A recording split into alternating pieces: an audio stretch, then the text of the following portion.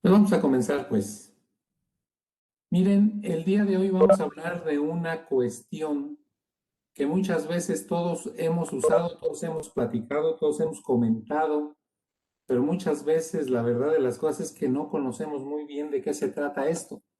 Y vamos a hablar de algunas, más bien de las certificaciones que tiene el equipo de seguridad, que como les digo muchas veces pues no sabemos de qué se trata, ¿no? Pero los clientes nos preguntan y bueno, pues les damos alguna respuesta.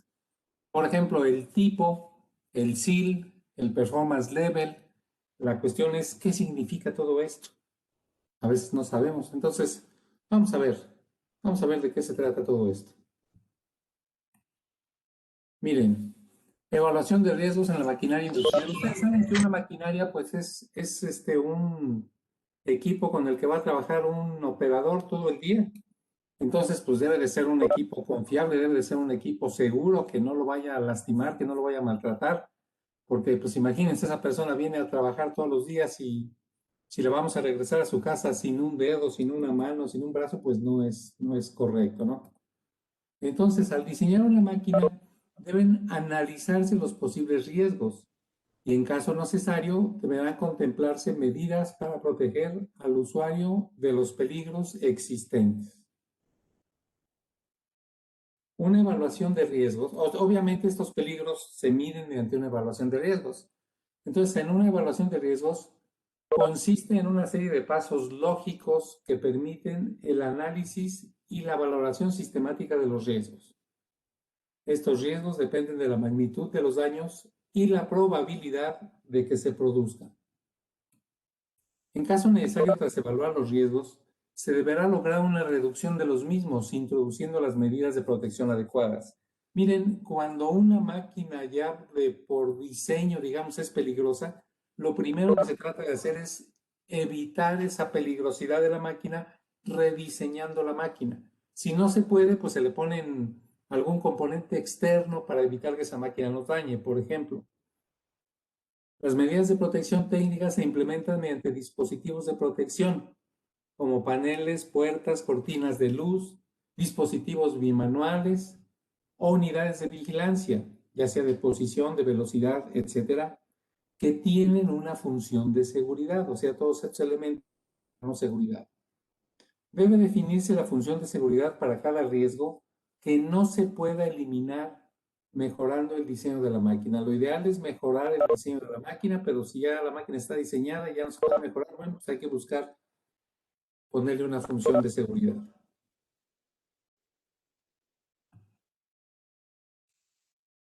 Pero esa función de ese dispositivo de seguridad que le vamos a poner, necesitamos saber qué nivel de seguridad debe poseer para poder eliminar el riesgo que la máquina nos genera, ¿verdad?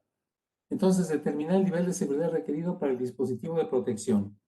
Por lo general, el nivel de seguridad requerido se establece en normas C, normas para máquinas específicas. Estas normas son normas, digamos, comunes y corrientes para todas las máquinas del mismo tipo. Por ejemplo, para prensas. Para prensas ya hay normas C que existen que nos dicen que una prensa debe llevar tal o cual tipo de dispositivo de seguridad.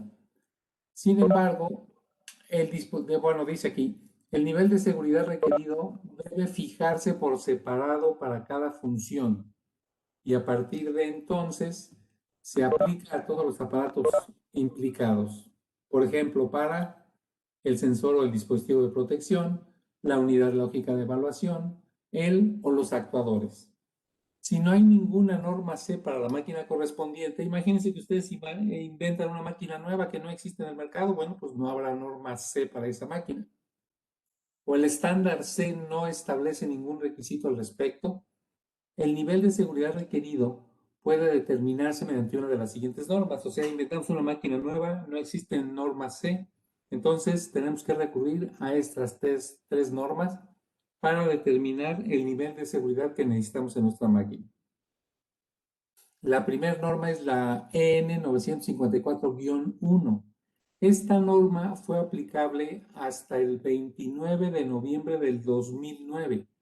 De ahí en adelante fue sustituida por la EN ISO 13849-1. O sea, esta se empezó a usar en el 2006 y en el 2009 sustituyó la 954-1. Y la EN 62061 que inició su funcionamiento en el 2005. Son las tres normas que vamos a ver. No las vamos a ver así a detalle, ¿no? Pero bueno, vamos a ver. Entonces, determinar el nivel de seguridad requerido. Con la aplicación de las normas, se garantiza que los costos de implementación sean razonables en relación a un determinado riesgo. La protección para un usuario que extrae o introduce manualmente piezas en una prensa de metales debe plantearse de una manera diferente a la de un segundo operario que trabaja con una máquina cuyo mayor riesgo es que le atrape un dedo. Aquí lo que nos están diciendo es que son dos cosas diferentes, que una máquina sea una prensa, que nos puede prensar un dedo, que nos puede prensar una mano, que nos puede incluso prensar un brazo, ¿no? Lo que conlleva pérdida de un miembro, un dedo, una mano, un brazo, o incluso pérdida de la muerte. Entonces, una máquina con un nivel de riesgo, digamos, alto. Y existe otro usuario que tiene otra máquina, que en esta máquina el riesgo más grande es que le atrape un dedo sin que se lo rompa, sin que se lo lastime, sin que le haga nada, simplemente se lo atrapa, no lo puede retirar. Entonces esta será una máquina que tiene un mucho menor riesgo. Entonces hay que visualizar estas dos máquinas de manera diferente. Una muy peligrosa, otra poco peligrosa. Además, una misma máquina puede tener diferentes zonas peligrosas con diferentes riesgos. ¿Esto qué quiere decir? Que hay máquinas que tienen más de una zona de riesgo. Por ejemplo, posiblemente esa prensa de la que yo les hablaba hace un momento, pues su punto principal de riesgo es ahí donde hace el prensado. Pero a lo mejor más adelante hay una banda transportadora que está pues un poco desnuda y los rodillos nos pueden atrapar una mano y cortarnos un dedo incluso. Entonces, hay que visualizar todo eso, ¿no? Hay máquinas con diferentes riesgos en función de la vida útil en que se encuentren. Muchas veces las máquinas antiguas, simplemente por la antigüedad, por el desgaste, pues generan mayores riesgos que las máquinas nuevas. En este caso deben determinarse las funciones de seguridad para cada fase y riesgo por separado. O sea, cada fase y riesgo se debe de evaluar por separado. Los parámetros siguientes de la valoración de riesgos constituyen la base de todos los estándares. Fíjense, los parámetros que vamos a medir para ver qué tan peligrosa es una máquina es la gravedad de la posible lesión, qué tanto daño nos puede hacer una máquina. Si una máquina nos va a atrapar un dedo y no nos lo va a lastimar, no nos lo va a romper, no nos lo va a arrancar, pues no es tan grave, ¿no?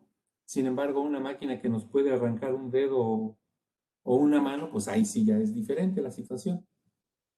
Segundo, la frecuencia y o duración de la exposición al peligro. Si la frecuencia es muy poca y la duración es muy poca, pues realmente no vamos a tener tanto riesgo. Pero si la frecuencia es alta, cada vez que yo pongo un material para su procesamiento, la máquina me va a poner en riesgo o voy a estar expuesto al riesgo durante mucho tiempo, pues ahí ya es otro cantar, ¿no?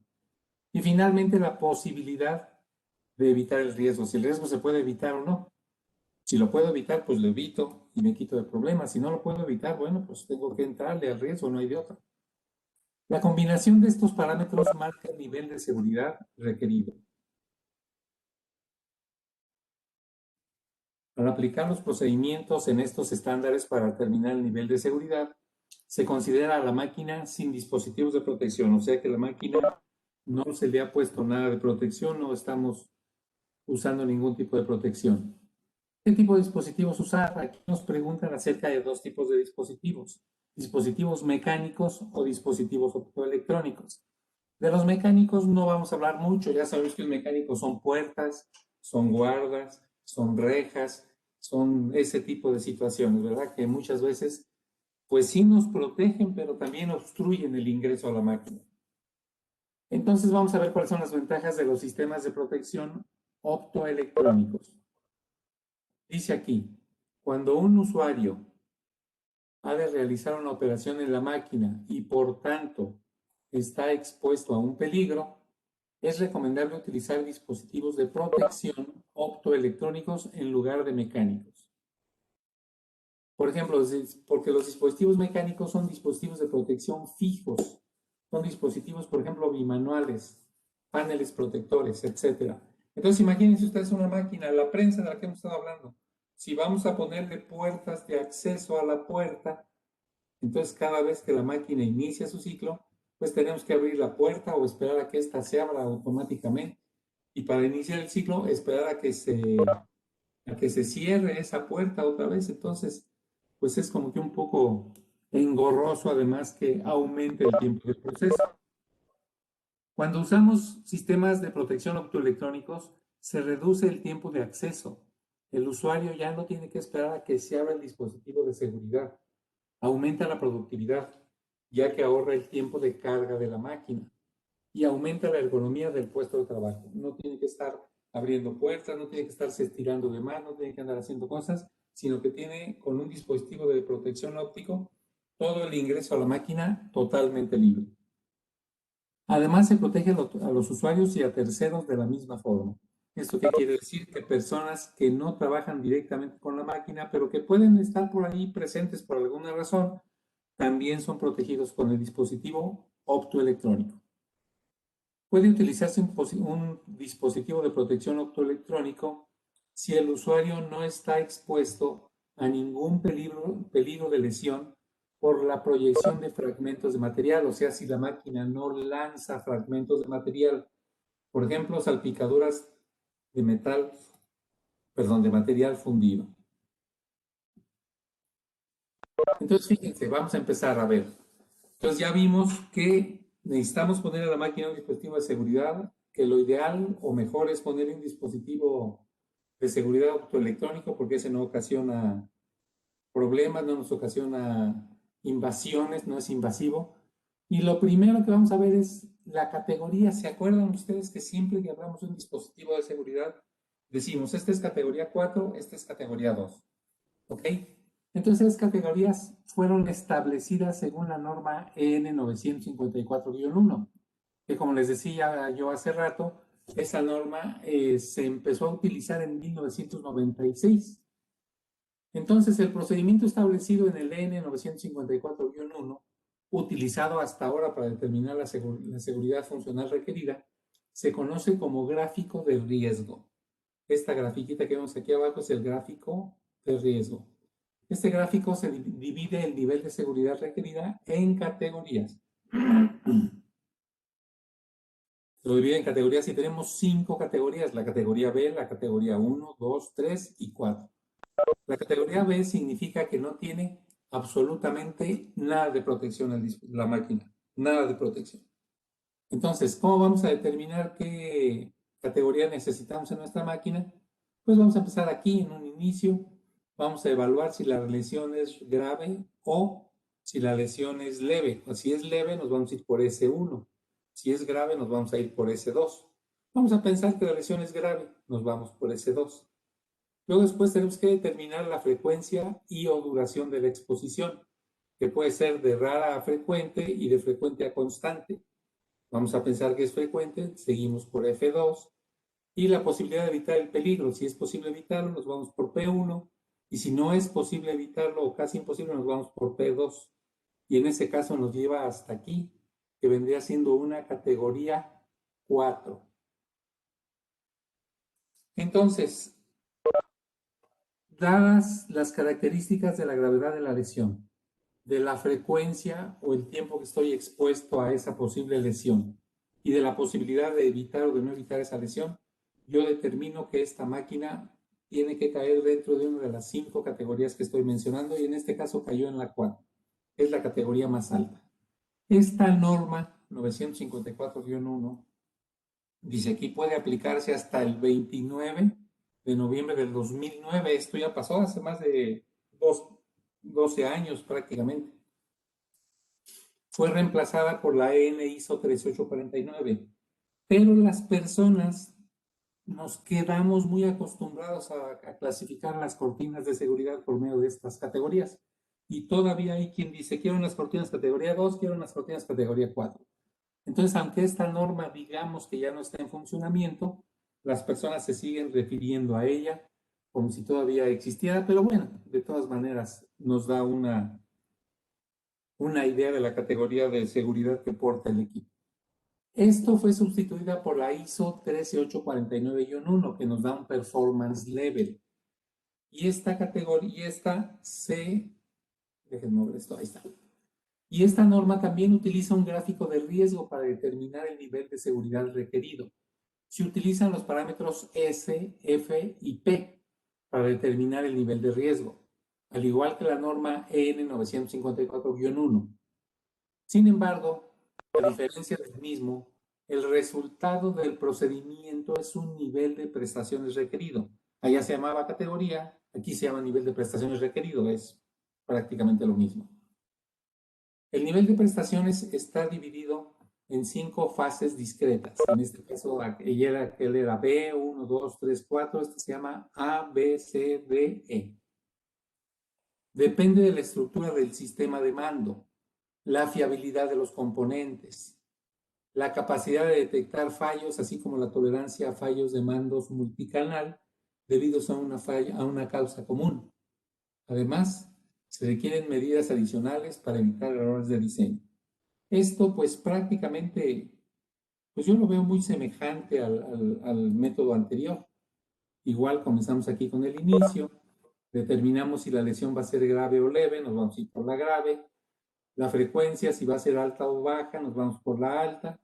E igual si hay posibilidades de desaparecer el riesgo o no, pues nos vamos por qué no. Y esto nos va a dar una categoría E, que en este caso es la que marca el más alto riesgo. Entonces esto quiere decir que nuestros dispositivos de seguridad que vamos a aplicar para contrarrestar este riesgo, pues tiene que ser un dispositivo que tenga un nivel E, un performance level E, para que tanto el riesgo como el dispositivo estén a la par. Digamos, es como si enfrentamos a dos contrincantes que sean del mismo peso, que tengan las mismas características, ¿verdad?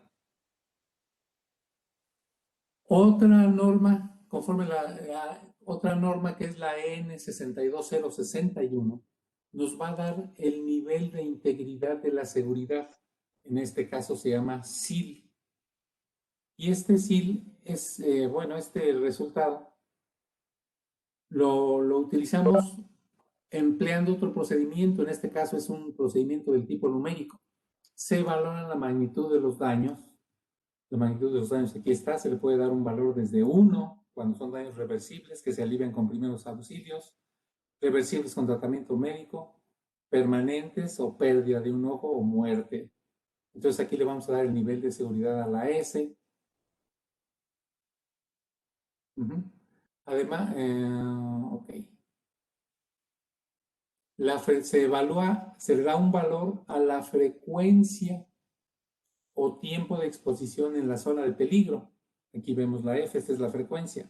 Si es una vez al año, pues le vamos a dar un 2. Si es una vez por año, 2 semanas, le vamos a dar un 3 y así vamos a ir dando valores más altos. Además, se tiene en cuenta la probabilidad de que se produzca el evento. Aquí tenemos la probabilidad. Igual le vamos a dar un valor de 1 hasta 5. Y finalmente, posibilidad de evitar el riesgo. Igual le vamos a dar un valor de 1 a 5. Entonces, el SIL se establece de la siguiente manera. Determinar la magnitud de los daños, que es este. Vamos a escoger un número para evaluar la magnitud de los daños. Puntuar la frecuencia, que es este. Vamos a ver qué tan frecuente es esa posibilidad de daño. La posibilidad de que ocurra este valor. Y la posibilidad de evitar el riesgo, este valor. Para calcular la clase K, K va a ser la suma de este, que son estos de aquí. Para calcular la suma F más W más P. El SIL requerido es la correspondencia de la fila magnitud de daños y la columna clase K. O sea, por ejemplo, si nosotros es la suma de estos tres elementos, nos dio de 14 a 15 y llegamos a la conclusión que la máquina es la severidad que nos puede ocasionar, con la que nos puede ocasionar un daño es muy alto, pues nos vamos a utilizar esta de aquí, que nos va a llevar a un SIL 3. Es el nivel mayor de SIL que tenemos con esta norma. Entonces, bueno, ya determinamos el SIL, ya determinamos la categoría, ya determinamos el performance level. Ahora únicamente nos falta el tipo. Esta es otra norma de seguridad que debemos llegar o que debemos también tomar en consideración? El nivel de seguridad. Los factores de seguridad para los elementos electrosensibles de protección se reflejan en la clasificación tipo 2, 3 y 4. Además de los aspectos estructurales, como en las categorías conocidas conforme a la EN 954 en la clasificación por tipos, se definen también los requisitos exigibles. Fíjense, en este caso lo que nos pide el tipo. Requisitos exigibles en materia de compatibilidad electromagnética, cómo se va a comportar nuestro dispositivo frente a un área donde exista electromagnetismo. Condiciones ambientales, cómo se va a comportar nuestro dispositivo de protección en ciertas condiciones ambientales y sistema óptico. De estos últimos es especialmente importante su comportamiento del sistema óptico frente a fuentes de perturbaciones, por ejemplo, el sol, lámparas, aparatos del mismo tipo, etc. Y el ángulo de abertura de las ópticas en el caso de las cortinas de barreras de luz. Los requisitos para los dispositivos de protección optoelectrónicos del tipo 4 son más estrictos que para los del tipo 2. Ustedes recuerdan, por ejemplo, que cuando tenemos una barrera de seguridad, la apertura de cada uno de sus haces, cuando hablamos de una barrera tipo 4, quiere decir que va a tener una apertura de más o menos 2.5 grados, lo que va a abrir el haz. Y una barrera tipo 2 es de más o menos 5 grados. O sea que va a ser el doble. Entonces, esto quiere decir que la barrera tipo 4 tiene características más exigentes, con más exigencia para una mejor funcionalidad. Dice que el ángulo de abertura es fundamental para calcular la distancia mínima respecto a las superficies reflectantes. Esto es para evitar el cross-talking, obviamente, o los cortocircuitos ópticos. Ahora, ok, ya tenemos todas estas normas, ya tenemos todos estos valores. Ahora, ¿cómo lo compaginamos toda esta información?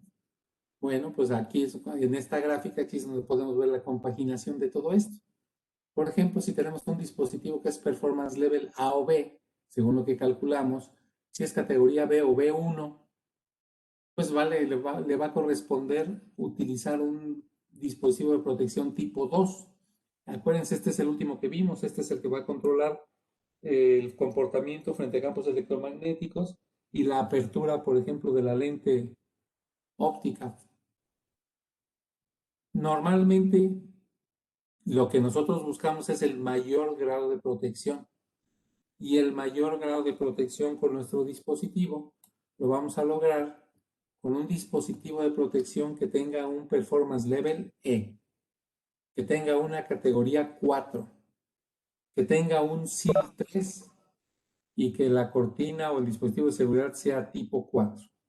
Entonces, cuando nosotros vemos estos valores en una barrera de seguridad, en una cortina de seguridad, podemos estar seguros que nuestra cortina es lo máximo que hay en seguridad, lo máximo que se puede alcanzar dentro de estas normas que se ocupan de calificar qué tan eficientes, qué tan confiables va a ser una cortina de seguridad. Ahora la pregunta es, ¿qué niveles ostentan nuestras cortinas? No sé si ya se han fijado alguna vez, pero vamos a verlo ahorita. Acuérdense, el Performance Level E es el más alto. Categoría 4, la más alta. SIL 3, el más alto. Y tipo 4, el más alto. Vamos a ver. Miren, por ejemplo, aquí tengo varias características de varias cortinas que agarré al azar. Estas son DTEC 4. Aquí me están diciendo que son tipo 4, Performance Level E, SIL 3. ¿Esto qué quiere decir? Que en cuanto a estas tres normas, tiene el nivel más alto de seguridad. Aquí no aparece la categoría ya. ¿Por qué? Porque la categoría, como les digo, dejó de usarse en 2009. Algunas personas todavía la seguimos utilizando, pero realmente la categoría ya desapareció. Esta es nuestra cortina, una de las cortinas más nuevas que tenemos, la DTEC 4, y por eso es que ya la categoría no viene aquí. Tenemos la C4000 Palletizer, que es una cortina, digamos, que ya tiene cierto tiempo, y esta cortina es tipo 4, según la norma, SIL 3, según la norma, Performance Level E. Lo máximo que hay en seguridad, ¿no? No hay más. C4000, tipo 4, SIL 3, Performance Level E. C4000 Fusion, tipo 4, SIL 3, Performance Level E. Entonces estamos viendo que nuestras cortinas tienen los niveles más altos de seguridad que existen. Tenemos aquí la DITEM 4, DITEM 4, también tiene tipo 4, Performance Level E, SIL 3. Y miren, ahora salió hace poco tiempo, no sé cuánto, la verdad desconozco, esta nueva categoría que dice SIL 3CL. Y yo me di a la tarea de buscar a ver qué es esa nueva categoría, digamos. Entonces vamos a ver qué es el SIL 3CL. Y resulta que yo busqué cuál es la diferencia entre SIL y SIL CL. Y lo que yo encontré fue lo siguiente. SIL siempre se refiere a un sistema completo. SIL CL, que quiere decir Safety Integrity Level Claim Limit, se refiere solamente a parte del sistema. No tengo muy claro esto, no me metí más a fondo. Realmente aquí lo que yo veo es que parte del sistema de seguridad es evaluado con este SIL CL. Pero bueno, ya lo podemos buscar después. Esta es una norma, digamos, nueva.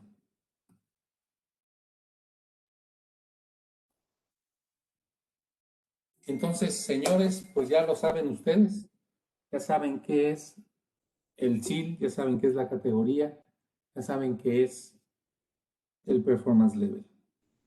Si desea solo lo mejor en seguridad para su personal y su maquinaria, nuestros productos son la solución. SIC ha sido, acuérdense ustedes que SIC es el inventor de la cortina de seguridad.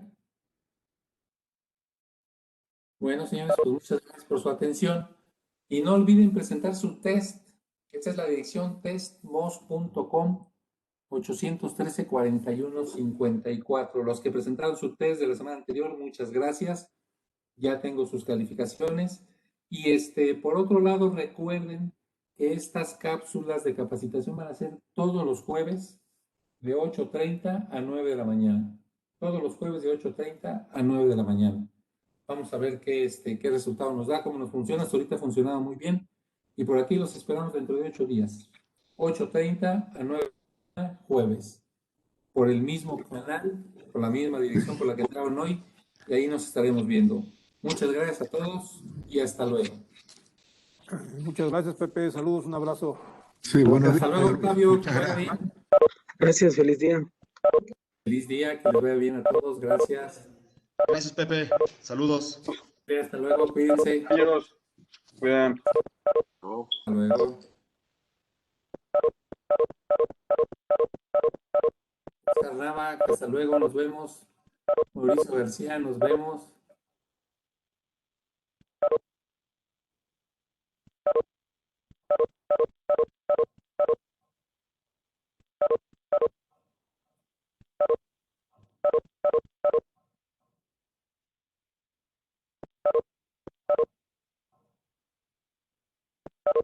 Octavio, hasta luego, buen día, Octavio.